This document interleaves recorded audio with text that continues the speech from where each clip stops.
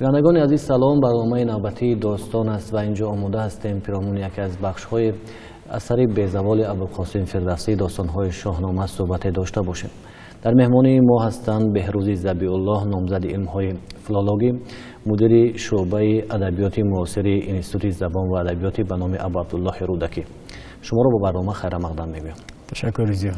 خوب استاد، چون که میدونیم داستان رستم یا که چهره رستم یکی از چهره‌های اساسی در کتاب بی‌زوال داستان‌های شاهنامه شناخته می شود، چون که از خود داستان زال سر شده تا مرگ خود رستم و دیگر پهلوها یک علاقمندی و زندگی نامه رستم دارند. و در ردیف دیگر داستان‌ها داستانی هست با نام داستان خاقان چین که در زمان شاهیگری شاه کیخسرو پیدا می شود. خوب، خاقان چین کی بود و چه علاقمندی به روزگار کیخسرو داشت؟ بله، بسیار سوال جالب است که چگونه در داستان کیخسرو پادشاه قدرتمند ایرانی داستان خاقان چین پیدا شد و چی ضرورتی داشت که فردوسی یک داستان جداگانه را با نام خاقان چین ایجاد کند. قصه از این قرار است که وقتی که کیخسرو یک لشکر بسیار قدرتمند آماده می کند و برای کینخواهی پدر سیاووش به سمت توران به حرکت می درآورد و این لشکر را توس و گیو و گودرز راهنمایی می کردند. سپهسالاران لشکر ایران اینها بودند و جنگ های در مرز ایران و توران شروع می شود و این جنگ ها بسیار شدید بودند. در نسبت بسیار جنگ هایی که در شاهنامه تصویر شدند، تصویر جنگ همین لحظه، همین دوره بسیار وهم‌انگیز است. جنگ های بسیار سخت رفتند و در این جنگ شدید لشکر ایران تقریبا در ابتدا شکست می‌خورد. سبب این است که تورانی ها یک ائتلاف کلان در مقابل ایران تشکیل دادند و این لشکر را تحت نظارت خاقان چین مدیریت جنگ اداره می شد. 10 تا گفته می شود 10 قوم از قوم های آریایی و حتی از کشورهای دیگر، حتی هندی ها، در چینی ها، رومی ها و اقوام ایرانی، سقلابی ها و یفتلی ها و کوشانی ها و قوم های زیاد متحد شدند و این جنگ را خاقان چین مدیریت میکرد. از این نظر شاید فردوسی این داستان را با نام خاقان چین مسما کرد. و وقتی که گفته میشد این جنگ که به ایرانی ها شکست وارد میشود، در لب دریایی که مرز ایران و توران بود جدا میکرد صورت گرفته است و ایرانی ها به خاطر نجات عقب نشینی میکنند و گفته میشود در کوه با نام نهاوند که یک چند فرسنگ از همان دریا دورتر بود، اینا رفتن کمین گرفتن و خودشان را از نابودی نجات دادند. اما با دستور خاقان چین لشکر ائتلافی کلان این کوه را محاصره کرد و لشکر ایران در وضعیت بسیار سخت و سنگین قرار گرفته بود. خوب استاد، چون ما میدونیم جنگ ها بین ایران و توران بین قوم ها صورت میگرفت، یعنی دو قوم بودن که مثلا به هم علاقه خویشتواری داشتن و دیگر قوم ها جمع شدن، مثلا دیگر قوم ها به ایران و توران چی علاقمندی داشت؟ خب، انا ساختار قدرت در آن زمان ها از ساختار قدرتی که امروز هست کاملا فرق داشت. و این بسیار خطای کلان است که ما از دیدگاه امروز و ساختار سیاسی و دولتبندی و نظام سیاسی معاصر به تاریخ نگاه کنیم. قوم آریایی قوم کلان بود. اینا در گذشته هم به خاطر منفعت های سیاسی و کسب قدرت و ثروت و حتی اختلافاتی اعتقادی به همدیگر درگیر می شدن. همین وضعیت مثلا در سرزمین پهناور هند هم صورت می گرفت. در چین هم همین گونه بود. قوم های سلاویانی هم همین وضعیت رو داشتن. اون زمان یک دولت متمرکز وجود نداشت. مثلا کنیازی نوگورود با کنیازی مسکو جنگ میکرد، کنیازی مسکو با کنیازی کیف جنگ میکرد. همین شباهت را در نظر بگیریم، همین وضعیت هم در بین قوم های ایرانی هم وجود داشت. و وقتی که ما درباره ایران و توران صحبت میکنیم، درباره جنگ بین یگان ملیت یا قوم نژاد بیگانه نمی رود. این تاریخی سرگذشتی همون جنگ های داخلی بین قوم های ایرانی است که طبیعتاً در این جنگ ها هم از همچون لشکر، همچون نیرو از اقوام دیگر هم استفاده می شد. خوب، از پهلوان کاموس کوشانی سخن می روند در همین داستان. این شخصیت کی بود؟ یک از سرلشکران سپاه توران کاموس کوشانی است. از اقوام کوشانی ایرانی بود، ایرانی تبار بود و بسیار پهلوان قدرتمندی بود و یکی از انگیزه های شدت گرفتن جنگ همین بود. وقتی که گفتیم لشکر ایران در تنگنا در نهاوند قرار میگیرد، کیخسرو به رستم مراجعت میکند و رستم شبانه با لشکر از سیستان به نهاوند می آید و در نبردی که انجام میگیرد همین پهلوان قدرتمند کاموس را به هلاکت میرساند. این حادثه یک غلغله در لشکر خاقان چین می اندازد که در بین ایرانیان یک پهلوان پیدا شد که کاموس را به قتل رساند و همه حیرت زده میشدند که این پهلوان کی باشد، این قهرمان کی باشد. و بعد او پهلوان دیگر به خونخواهی کاموس برخاست به نام چنگکوش، او هم آمد کشته میشد. مران را که کاووس از او شد هلاک، به بندی کمند اندر آرم به خاک. همه شهر ایران کنم رود آب، به کام دل خسرو افراسیاب. ز لشکر بس نامور گیرد کرد، ز خنجر گزاران و مردان مرد.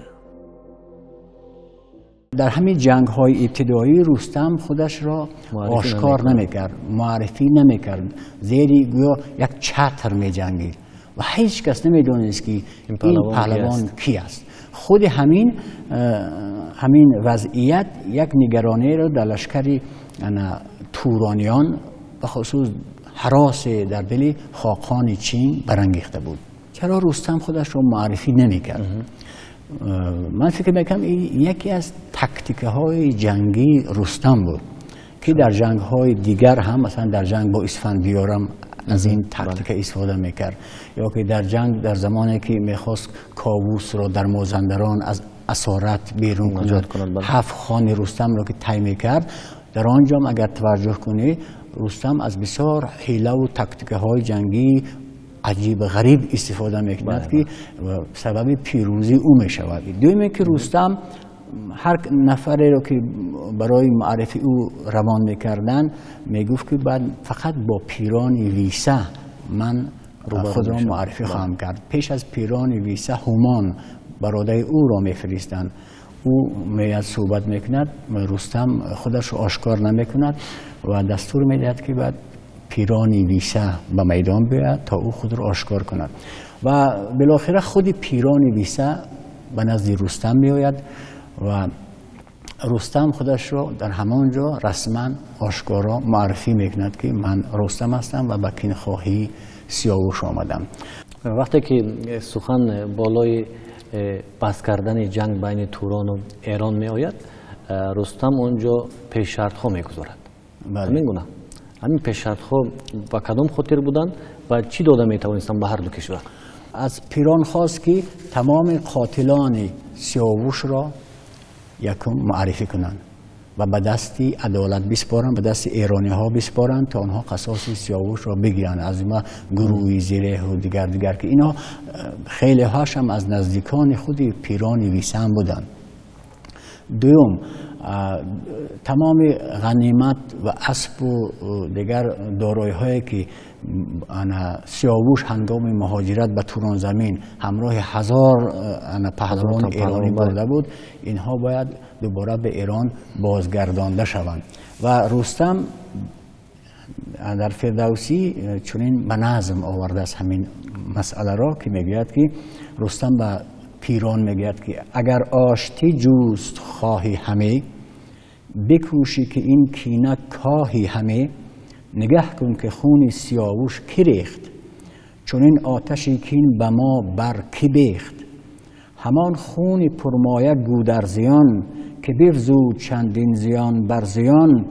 بزرگان کجا با سیاوش بودند، نجوستند پیکار و خاموش بودند. گنهگار خونی سری بیگناه، نگر تا که یابی ز توران سپاه. ز مردان و اسبان آراسته، کز ایران بیاورد با خواسته. چو یکسر سوی ما فرستید باز، من از جنگ توران شوم بی نیاز.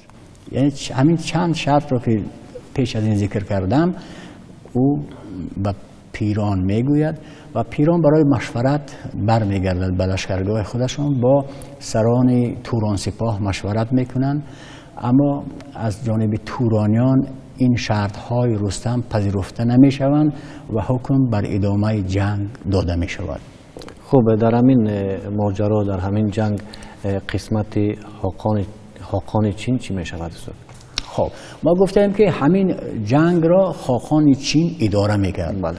یعنی یک سرلشکر در همین جنگ خاقان چین بود، چون که افراسیاب از خاقان چین کمک و یاری طلبیده بود و بنابراین وی مسئولیتی مدیریت جنگ را بر عهده داشت و تمام سیر و اسرار نظامی نبردها با مشورت او و با رضایت او حل و فصل می شوند.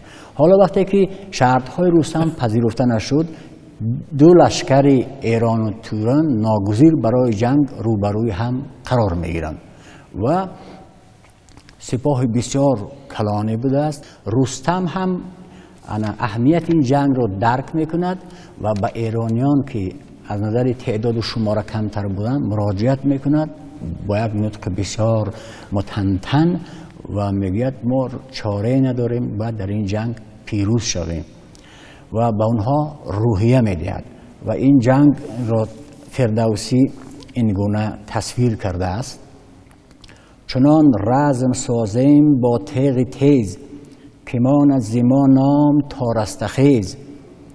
ز دو رویه تنگ اندر آمد سپاه، یکی ابر گفتی برآمد سیاه.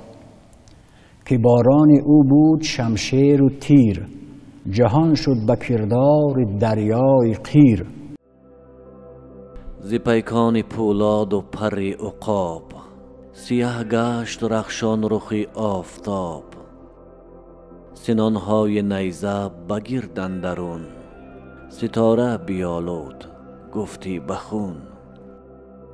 چرانگیدنی گرزه گاوچهر، تو گفتی همه سنگ بارد سپهر. لشکر توران در این نبرد پیروز می شود. رستم تمام سرلشکران و سپهدارانی که به کینخواهی کاموس آمدند اینها در نبرد می کشد و در جنگ روبروی دو لشکر هم ایرانیان چون روحیه از حضور رستم جهان پهلوان روحیه تازه گرفتن و سپاه توران را شکست میدهند، سپاه خاقان چین را هم شکست میدهند و خود خاقان چین به اسارت رستم میافتد و رستم به طور مختصر خاقان چین را با تمام غنیمت هایی که در این جنگ بی امان به دست میآورد به کیخسرو، به نزد شاه کیخسرو میفرستد و منتظر دستورات بعدی می شود. با همین جنگ به اتمام میرسد؟ نه این ابتدای جنگی بود که برخورد بود و جنگ متاسفانه ادامه پیدا میکند. سپاه ایران هم بعد از این پیروزی روح بلند می شود و از مرزهای توران به مرکز به سمت توران حرکت میکنند. خب در اینجا به یک دیژ بسیار مستحکم میرسند و رستم بیژن و گستهم را دستور میدهد که آن دیژ را تصرف کنند، ولی دیژ بسیار مستحکم بود و اینها موفق نمیشوند تا اینکه باز به رستم مراجعت میکنند. رستم با کمک رستم در این دیژبان یا حاکم این دیژ که پهلوان کافور نام داشت کشته میشود به دست رستم و این دیژ با حیله رستم فرو میریزد و آنها کاملا دیژ را تصرف میکنند. مثلا در همه داستان ها فردوسی یک چیزی را میخواهند نشان بدهد. مثلا در داستان سیاوش یک محبت خاصه نسبت به قهرمان است، در داستان رستم و سهراب یک مهربانی نسبت به پدر و پسر است و در زال و رودابه و دیگرها هم همین گونه. مقصد از پیشنهاد کردن همین قسمت داستان و نشه شما چیز است. فردوسی چی را میخواهد نشان بدهد؟ او میتوانست که مثلا در همین اثر از بخش همین ماجرا بگذرد. بله. خب این قسمت بسیار مهم است در پیروزی جنگ ایران با تورانیان و دیگه که این مسئله های بسیار گوناگون پیچیده است. هم نزاع‌ها و اختلافاتی که میان قوم‌های آریایی وجود داشت در این داستان بررسی و مطرح شده است و هم ائتلاف‌هایی که با هندی ها و چینی ها و رومی ها میبستند در جنگ ها. هم جنگ های قومی بود، هم جنگ های فرامیلی، از سطح کلان جنگ ها میشد و هم در اینجا فردوسی بسیار رستم را دوست می داشت و میخواست که از همین طریق شهامت، بزرگی، شجاعت و قدرت معنوی و طبیعی رستم را به نمایش بگذارد و طوری میبینیم رستم حتی در سخت‌ترین لحظه هایی که با دشمن روبرو میشود از خرد و تدبیری به کار میگیرد و تکتیک های جنگی خاص خودش را دارد و حتما دشمن و لشکر خود را شکست میدهد. مسئله از این داغ‌تر همین جنگ بین خود مردمان آریا تبار، مثلا کشته شدن کاموسی اشکانی، این هم ایرانی تبار بود، یا کشته شدن فولادوند. بحث ها بین محققان گوناگون است.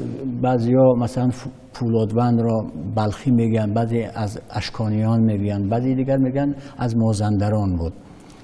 بعضی اگه محققای ایرانی میگد که همین فولادوند از اولاد فیروزان است.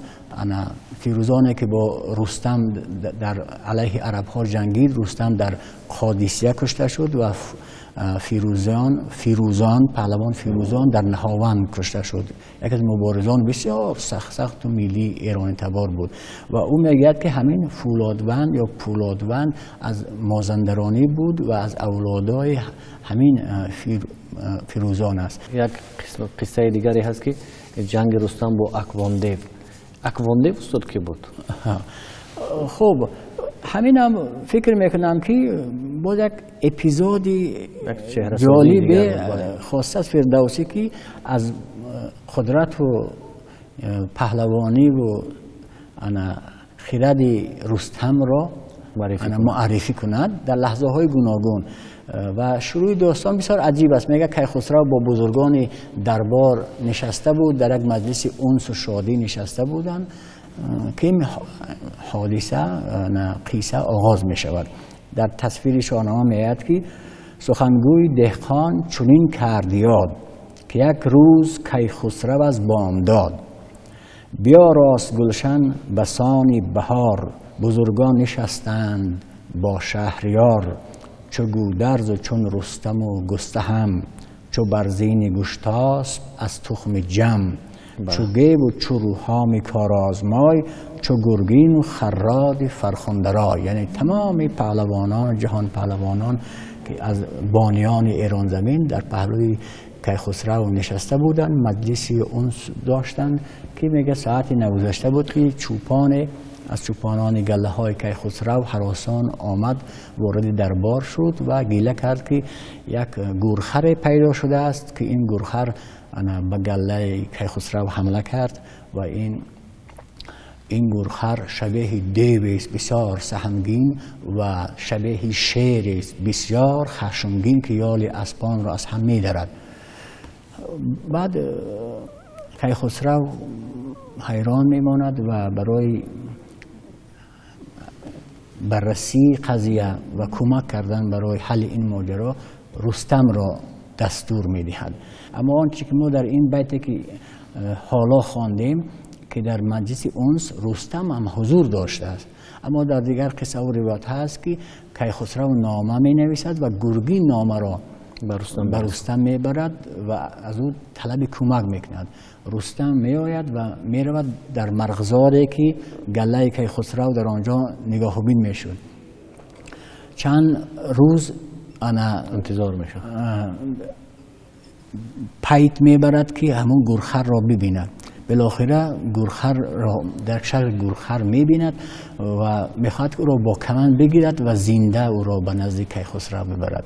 اما وقتی کمند می اندازد گورخر از چشم او ناپدید می شود و رستم حس می کند که این گورخر نیست، چرا که گورخر را توان و زورش به اسبان نمی رسد و این شاید دیو باشد.